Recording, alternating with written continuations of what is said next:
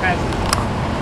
I was born in 1831 in Rhode Island and died here in Shrewsbury in 1905. Now, before I tell you a little bit about myself, let me ask you a question.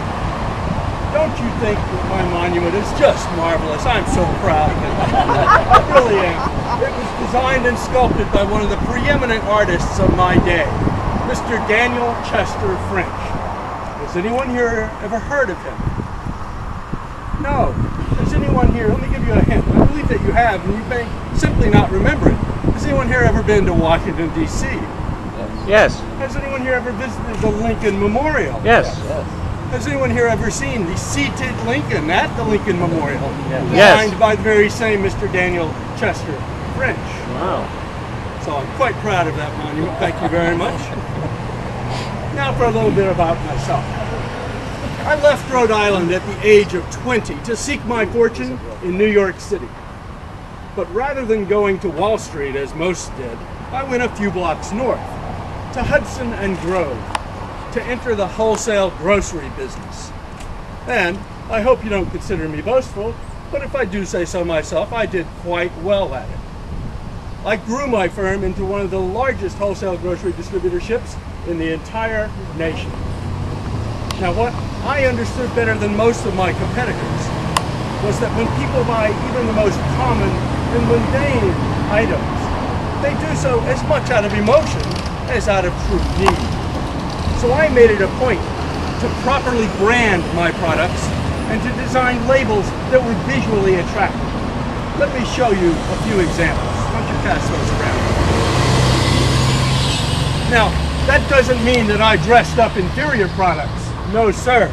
My products, I had a reputation for products of the very highest quality, wholesome and healthy, with no chemical preservatives.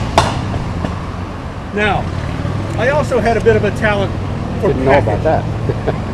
Let me give you an example of that. Has anyone here heard of the game of cribbage? Yes. Very well.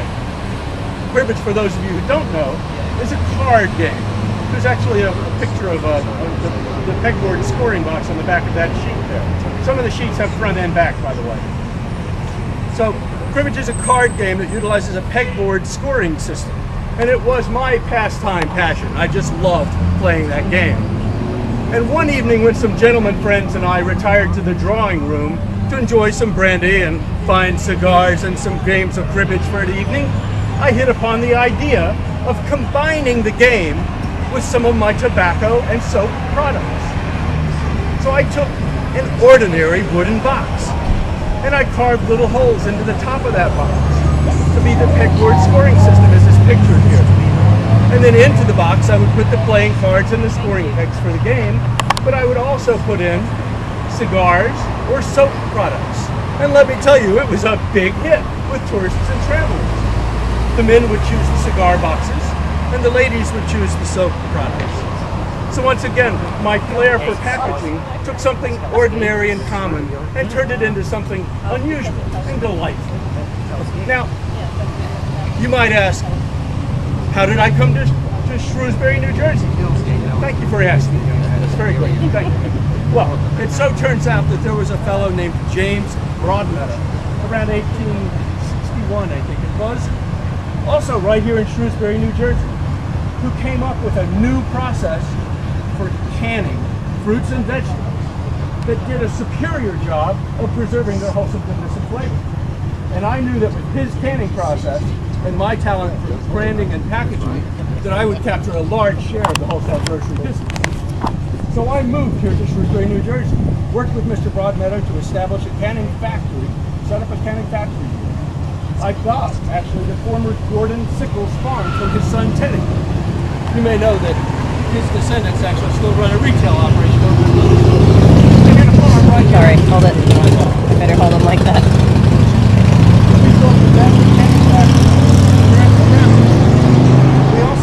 I also, with a few additions and alterations, turned the Sickles farm into the grandest mansion Shrewsbury had ever seen. I called it Shrewsbury Manor, and it soon became the social hub of town. It was actually just The house itself is not there any longer, but you can still see the stone posts that used to mark the road, the carriage road that led to the house. Yes, sir. What street is it now?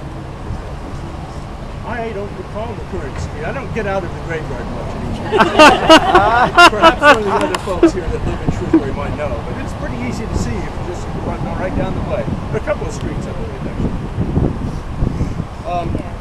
Now, so Shrewsbury, New Jersey was the home of my empire, although I did continue to do most of the selling of my products out of New York City.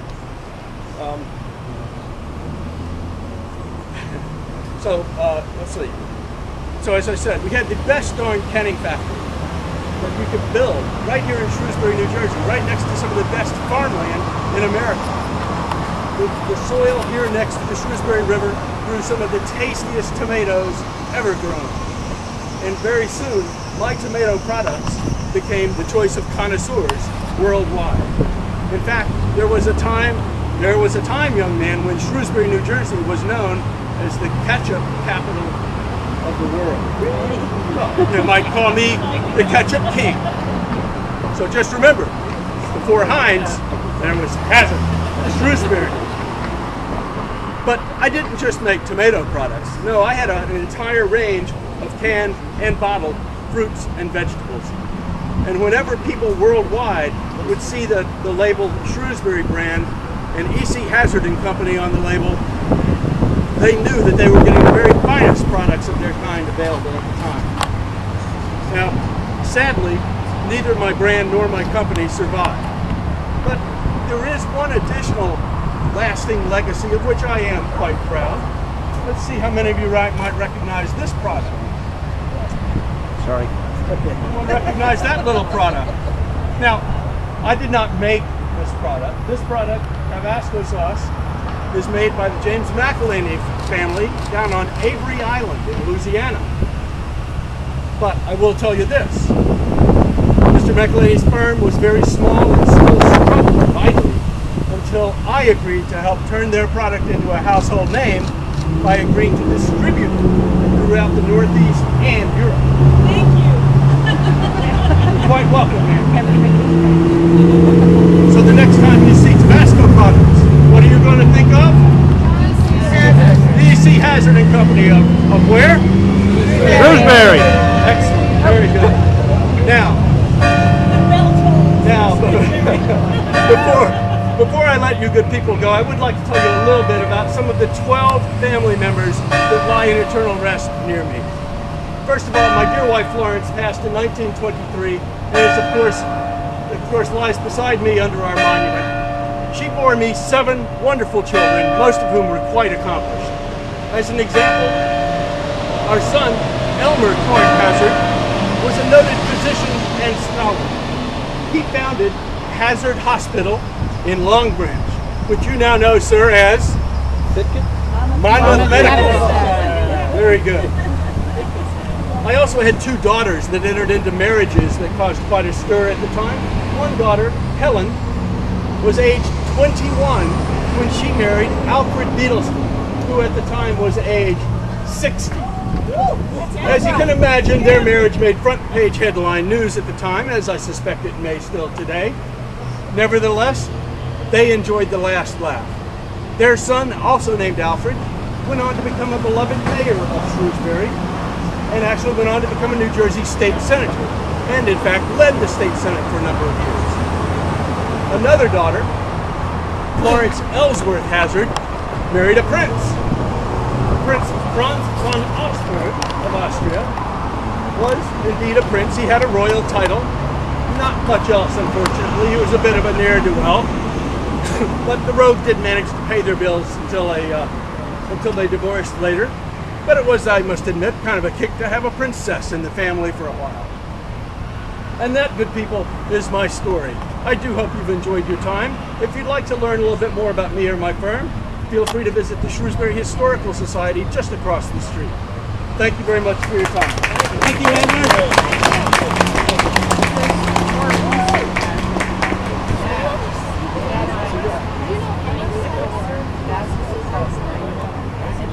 ended up mostly saying.